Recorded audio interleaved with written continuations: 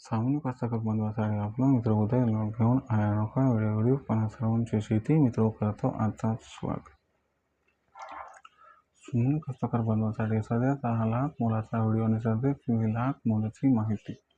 जी माहिती सामान्य कास्तकार बांधवांच्या मनातील सर्वात महत्त्वाचे यक्ष प्रश्नाचे घेऊन आली आहे उत्तर। जो प्रश्न सध्या तुमच्या माझ्या आणि आपल्या सर्वांच्या मनात उपस्थित झाला, तो प्रश्न चांद्यापासून बांध्यापर्यंत प्रत्येक सामान्य सोयाबीन उत्पादक कास्तकार बांधव हा विचारायला लागला। जेव्हा प्रश्नाच्या अनुसार 5,500च्या दरावर सोयाबीन विकावं, किंमत थांबवावी, कशात होणार आपल्यासारख्या सामान्य कास्तकार बांधवाचा जास्तीत जास्त फायदा? चला तर मग या महत्त्वाच्या प्रश्नाचं उत्तर हे प्राप्त करून घेऊया। ज्यांना या प्रश्नाचा अचूक उत्तर जाणून घ्यायचे त्यांनी व्हिडिओ शेवटपर्यंत पहा। जिथे व्हिडिओ आवडल्यासारखा वाटेल तिथे व्हिडिओ लाईक करा। जास्तीत जास्त कास्तकार बांधवापर्यंत हा महत्त्वाचा व्हिडिओ पोहोचवण्यासाठी व्हिडिओला शेअर करा आणि सबस्क्राईब करून नोटिफिकेशन बेल ऑल करा। याच्यामुळे प्रत्येक व्हिडिओ आपल्या मिळत राहतो आता इथे सतत। जो सामान्य कास्तकार बांधव आहे त्यांच्या मनातील सध्याचा हा सर्वात महत्त्वाचा सवाल। जो सवाल सध्या तुमच्या माझ्या आणि आपल्या सर्वांच्या मनात उपस्थित झाला। जो सवाल चांद्यापासून बांध्यापर्यंत सामान्य सोयाबीन उत्पादक कास्तकार बांधव हा विचारायला लागला। ज्या सवालाच्या अनुसार 5,500च्या दरावर आपण सर्वांनी सोयाबीन विकायला पाहिजे की मग तेजीची वाट बघत थांबवायला पाहिजे? कशात होणार आपल्यासारख्या सामान्य कास्तकार बांधवांचा जास्तीत जास्त फायदा? चला तर मग आपल्या मनातील यक्ष प्रश्नाचे जाणून घेऊयात इथं उत्तर। जर आपण सर्वांनी बघितलं तर सध्याच्या कंडिशनला देशांतर्गत बाजारामध्ये सोयाबीनचे दर पातळी मागच्या 4-5 दिवसात सुधारली। जर इथून 8 दिवसापूर्वी बघितलं तर सोयाबीनचा बाजारभाव किती होता? इथून 8 दिवसापूर्वी देशांतर्गत बाजारामध्ये जी सोयाबीनची दर पातळी होती ती 5,000 ते 5,500च्या दरम्यान होती। पण आपण जर बघितलं तर मागच्या 4-5 दिवसांमध्ये आपल्याला खाद्यतेलाचे बाजारभाव वाढताना दिसले आहेत। याच्यामुळे देशांतर्गत बाजारामध्ये जो सोयाबीनचा दर आहे तो 200 ते 300 रुपये क्विंटल मागं वाढला आहे।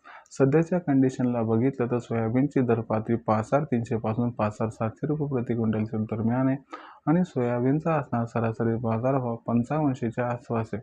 मग अशा परिस्थितीमध्ये सामान्य जो कास्तकार बांधव तो विचारायला लागला की 5,500च्या दरावर आम्ही सोयाबीन विकायला पाहिजे का मग आणखीन तेजी येण्याची वाट बघत या ठिकाणी थांबायला पाहिजे? कशात होणार जास्तीत जास्त फायदा? चला समजावून सांगतो।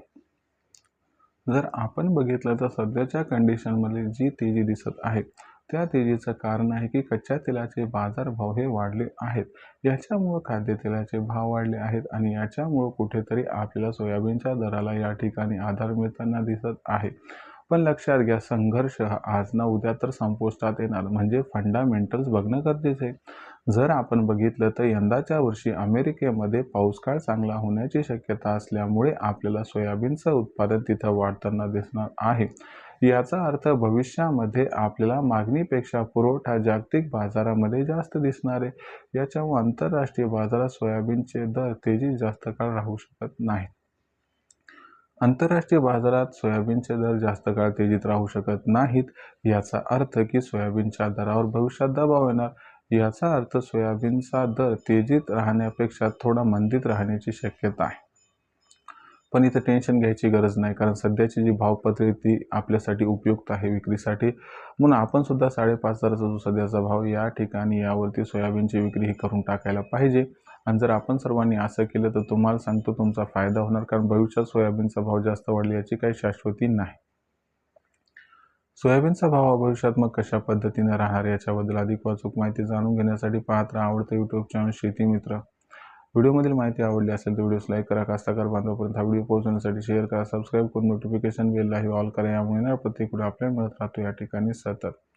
तर शेतकरी मित्रांनो, अशाच एका नवीन व्हिडिओसह मी आपला मित्र उदय लाड आपल्या सर्वांना आवडतं यूट्यूब चॅनल शेती मित्र मिळत राहील। तोपर्यंत सर्व कास्तकार बांधवांचे आजचे व्हिडिओ आपला मित्र उदय लाड मनापासून व्यक्त करतो। आपल्या सर्वांचे खूप खूप आभार।